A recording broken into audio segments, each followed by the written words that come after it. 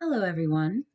My name is Courtney Wilson, and this is my featured digital library for LIS 5472. The name of the digital library is Women Working 1800 to 1930. So when we go in here, you can see, or if you will notice, this is a curiosity collection within Harvard's bigger library. And I didn't know what that was at first, but I did find out and I will share it with you here. But first, go to the About page. There isn't an actual mission statement, so I kind of crafted one through looking through all of these little blurbs here. So, according to the collection overview in the About section, by looking at Harvard's library holdings in a new and feminist light, the curators of the Women Working Museum illuminate women's history. And there's books and trade catalogs, archives, and manuscript items. And the areas documented include working conditions, workplace regulations, home life, cost of living, health and hygiene, and social issues, just to name a few. So the user community for this digital library, most likely going to be students, teachers, and researchers. So if we scroll down here to the terms of use, we can get real technical with it as to who maintains the site. If anybody wants it super spelled out, the sites are maintained by the Harvard Library, a part of the President and Fellows of Harvard College. So there is that little blurb right there. Oops, go back. All right.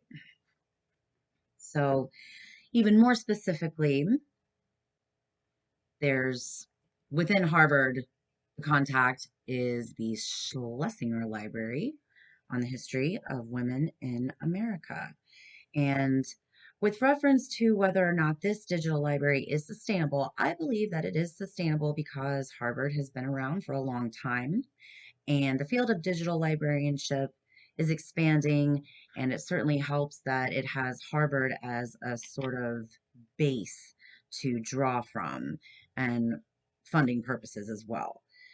So this DL, on that note, it interoperates within Hollis, which is Harvard's online library. It's an acronym for something which this is not related to my digital library. I just thought it was interesting that Harvard Online Library Information System also happened to be an acronym for this benefactor who is important to the university.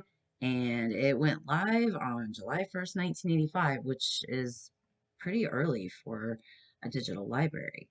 So get back out of that rabbit hole. And let's see. So I thought this was interesting with reference to it in operating with other libraries. It has this little feature that some people may have heard of. I had never heard of it before. Every one of these entries here has this tools and related links sidebar, and it has this logo, which is I guess you pronounce it triple IF. And the idea is that I think, I'm not 100% positive, but it looks like it makes it easier to share it with non-Harvard digital libraries. So they have that. And so that's that way to standardize the delivery of images and audio. That's that triple IF there. So also interesting to look at through this particular website is how it was created in the first place through Curiosity Digital Collection Services. And anyone can make a digital library. It breaks it down how to build, and you request a site, and it's the whole process. It's looks a little bit like Omeka maybe, but within Harvard. I'm not sure. But um, that was interesting. And then I suddenly noticed this up here at the top, like, oh, well, that's how that got made in the first place. All right. So this digital library, it contains documents and images. It's one way to define, what it contains. And another way to answer that question is to go under about, where they have it listed again, 6,500,000, 650,000, wow, individual pages from more than 3,100 books and trade catalogs, 900 archives and manuscript items, and 14,000 photographs. So altogether, grand total, 4,429 items there. And along the lines of, is the DL, where's it going to be in 5 years? Well, it might have expanded a little bit depending on what else Harvard has in its holdings that hasn't been discovered on the topic, but it is a fixed time period in the past, and the collection is also fixed. It's only Harvard holdings, so any kind of exponential expansion is probably unlikely. And as far as who can add to the collection, my first answer would have been, well, any Harvard librarian probably could. But now I feel like it might be only the group members that created this collection from Curiosity Services. So, with reference to organization, you can see each one of these has a little drop down. Each category has its aggregate here, and the aggregates are in order from greatest to least.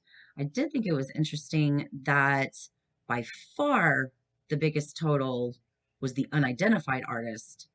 So just interesting. And also, if you want to see more than just 7 or 8 of them at a time, or 9 or 10, however many is here, you can pull up this and see many more and go through the pages. There's several different viewing options.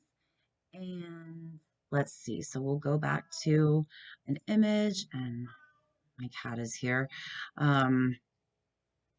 Let's see.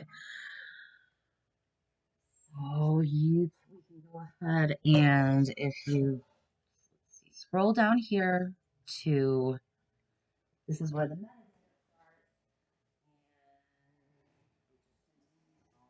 way down. Title, creator, contributor, looks very similar to Dublin Core. Again, I think I already said that. Um, all right. So the next question, I believe, was interconnectability between the physical libraries at Harvard and the digital libraries at Harvard, because we all know Harvard's a real place. There's the Schlesinger Library, that's a real place. And they are all connected together, interestingly enough, under, well, you would almost expect it, honestly. Under, where's repository? Here's repository. So they're all connected, and you can search by repository. Obviously, here it is all the way down there. And there's a lot of them. But it's also interesting, of course, there's a lot, but they're all, every single one of them, Harvard, Harvard, Harvard, Harvard, Harvard. So, I'm stating the obvious, but the collection's only from Harvard. You can't bring in things from outside. So as far as the appearance, no advanced search. It's a basic search. But you can also, you have your elements over here with your drop down. It is free web access. It's a library within Harvard's library. So it is free. This particular digital collection does not have a reference service, but if you click on report a problem, you will be redirected to the greater Hollis help desk. And then you can get support from there. As far as special security, I'm thinking Harvard's firewall, or whatever they have in place. They probably keep pretty up to date on that. And just on a little side note, I did think this was interesting in the About section. When you click on accessing these materials, you can access the materials, and then it takes you to Wayback Machine. So that's how the old website used to look. And I hope everyone has enjoyed this presentation, and I thank you, everyone who watched, for your time and consideration, and welcome any feedback. Thank you very much.